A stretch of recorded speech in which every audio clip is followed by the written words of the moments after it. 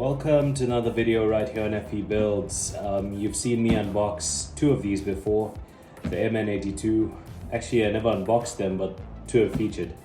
The first one, we made a super high speed MN82, which we broke. We crashed it in the wall at super high speed. The second one we just kept as a shelf model, but now there's something that these guys released that I really wanted, and I'll show you right there. It's the new version, or it's a better version. It's got all these added accessories plus more. And if we look here at the back, it's the MN82S Super Tourer. So this one, unlike the other one, this one has a bumper, it has an antenna, it has a lot of other accessories. We're going to do an unboxing. I believe the transmitter is still the same. I can't see anything about the motor being changed on the box. And this price is not the price I paid. Special thanks to Raise RC for giving me a good deal. Let's do a quick unboxing. Now, I'm not unboxing this to try and sell it to you. I'm just taking you along in my journey, and I'm hoping that it will entertain you in the process. And if you have one of these, maybe it will be a bit informative to you. Okay, so there's nothing else in the box. Set that aside. Let's look at the car first. What is different on the car? Okay. Set that aside. Wow, this car looks amazing. It looks awesome. The plastic over here, I'm not so impressed with it. I might just give it a bit of a brush down, and you know, us hobby enthusiasts, we might just give our own flavor and our own mix to it.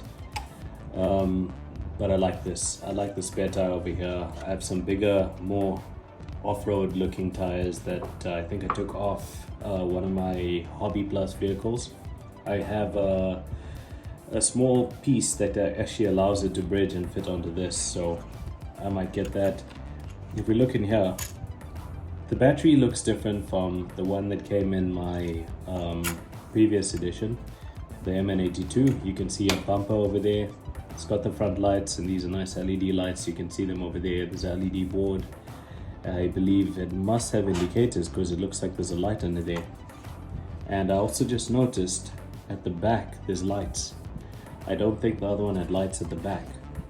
Another thing I noticed over here is these are not just friction shocks at the back. They might be, but they're sealed friction shocks. They almost look like oil-filled shocks.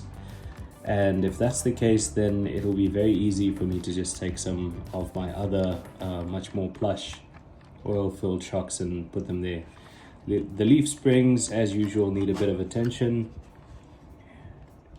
As we look over here, we can't really see inside to see if the motor is different, but we can get a sneak peek over there that it's still a nice brushed motor. And I might have some options there for flexibility in terms of what we can fit in there brushless. The remote is still the same. It's not the best. To the guys who produced this, you know, MN, I don't know if that's their name, MN models. I would recommend possibly changing this, and you know, the 2-speed over here, instead of it being electronic, make it something that's mechanical. Have a servo shift the gear, but there's some more parts over here. And we see them right here. Here's the manual. Okay, some stickers. The TRD stickers are definitely going on. Let's just unpack everything over here. It's quite a lot to unpack. The thing I like about these cars is they're super cheap, and basically you get to build it yourself, or you get to build the rest of it. So it's semi ready to run, and then it comes with all these things that you cut. There's the snorkel over there. I don't know what that is, but it looks like some lights and something else in there, but we'll figure it out as we build it later in this video. There's another piece over there. I assume that's if you're not using that canopy. And there's the charger. So this is really good. I'm really happy with this. We're gonna pack it up now, and we're gonna go to our cave, my cave, where I like to work and build stuff. And we're gonna do a time lapse of setting this thing up and really just see. I wonder if they sent the antenna. I didn't see it, but I think we'll figure that out when we get there. Let's pack this up quickly. And then one thing I quickly want to do is look through the manual with you. So we'll put this on the side here. I just want to see if there's been any upgrades to the ESC or motor, or it's the same. Okay, it doesn't show us much. Doesn't show us much.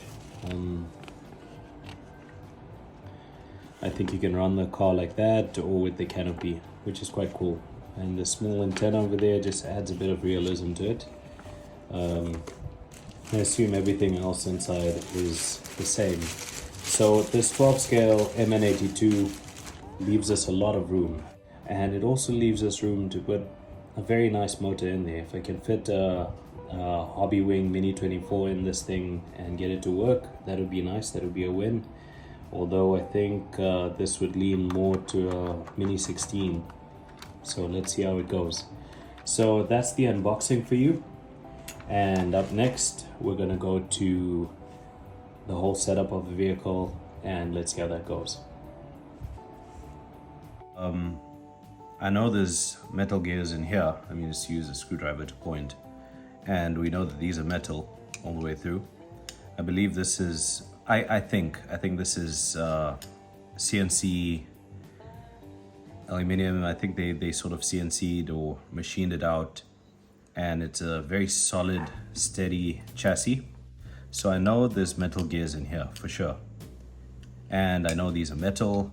What I want to establish is that there's metal gears in the actual pumpkins of the axles. So we're going to open that quickly and just check. So let's see if you can see that. The focus of the light is actually strapped to my head, so the light goes where I look. The screwdriver is a bit too fat. It's scraping off the paint. Let's just put it to the side. I don't want to ruin this nice, beautiful paint job over here. And let's just take a look at what's in here before we don't even know if they're dry or anything. So part of the time lapse is also going to be putting grease in here, and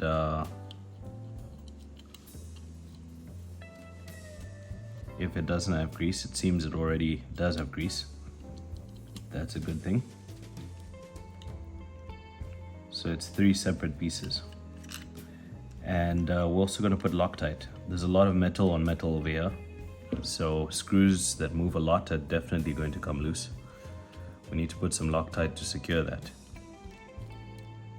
And I'm just gonna, yeah, there we go. So it's a metal diff gear in there.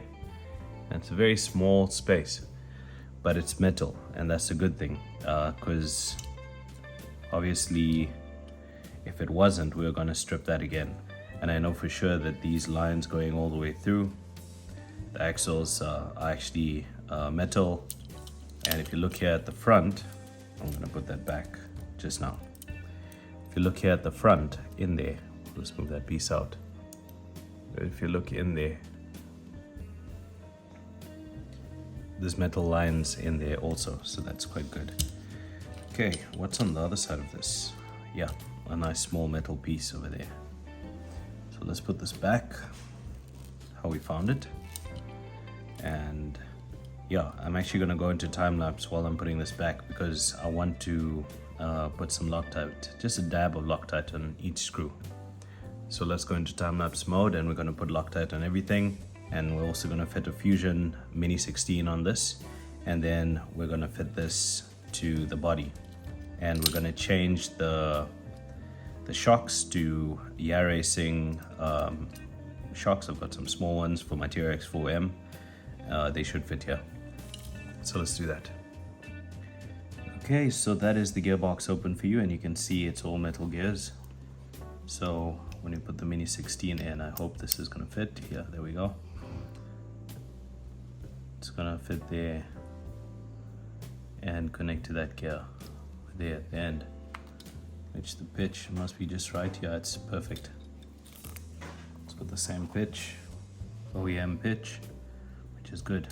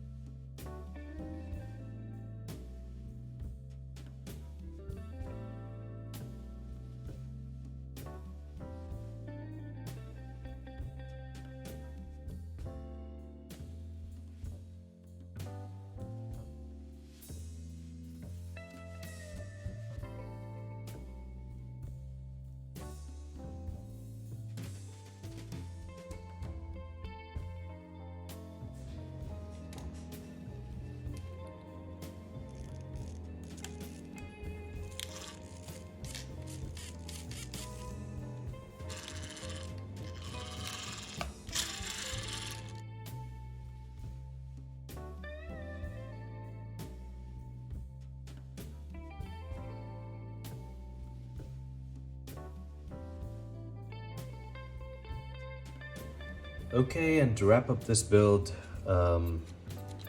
basically what we did is we've installed this metal chassis, which is pretty much the same as the brushed version. It's got all metal gears through, metal gears in the rear diff, metal driveline, metal gears in the gearbox. It's got a Fusion Mini 16. It's got a receiver over here, which is a Dumbo RC receiver, connecting it to my DDF 350, as you will see in the tests. And we've also upgraded the servo to a Power HD Metal Gear servo. Now, you would know that on the MN82 Pro, it's got this separate light control kit. And one would think, why not just connect the lights directly? That would most probably work, but you can do that if you know what you're doing. You might have to install some resistors or diodes. I can't remember the exact word of what you need to put in, but I did the easy route. I went the easy way, where someone has already done it, and otherwise the lights will blow off. I basically purchased this Dumbo RC receiver, and this is the Neve RC MN82 conversion port. So basically with that, it allows the lights to work with the new setup. Remember, these lights were connected onto the old board that sat there. If you have an MN82 Pro, you would know that. Now it connects over here, and it has good functionality, just as you see in the video. So this is the car. We're gonna put it all together, put a cable tie to neaten this up, and we're gonna go test drive it. It's still got friction dampeners on it. As you can hear, I might just oil them, but that's because I can't find the appropriate, in my stock, I can't find the appropriate shocks that would fit here and work nicely. I might have to pick up some Injoras at some stage or another, so the oil-filled shocks, will do that in another video at a later stage. So I'm gonna close this up, and up next you'll see some testing videos with the lights working, and we'll try and do some crawling, and that'll be a wrap for this video. Thank you for watching, and enjoy the clip even as we test this car out.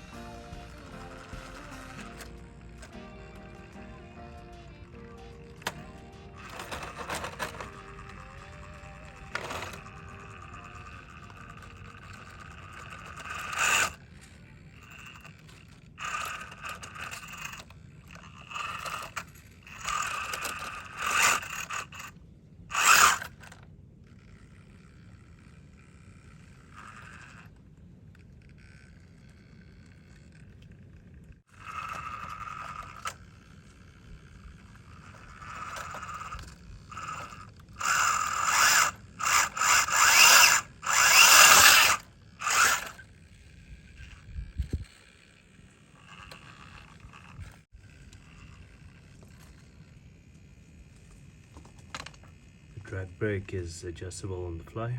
I believe that's with channel 5 or channel 6.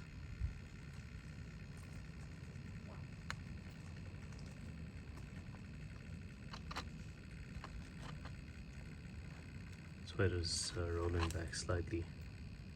If we go back, it should stay. Shouldn't roll. So you can set the drag brake on the fly with this setup.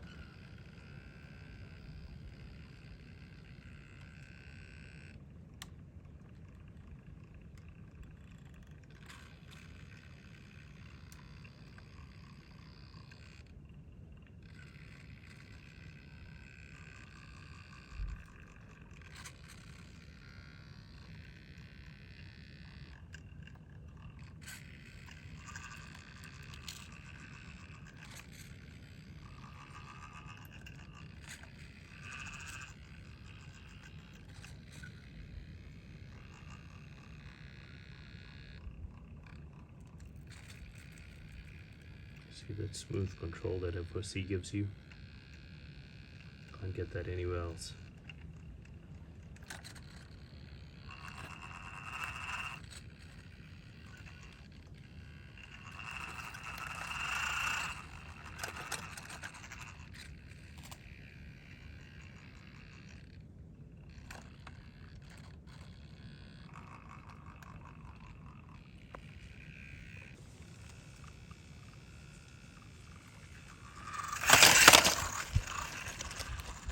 I made it down.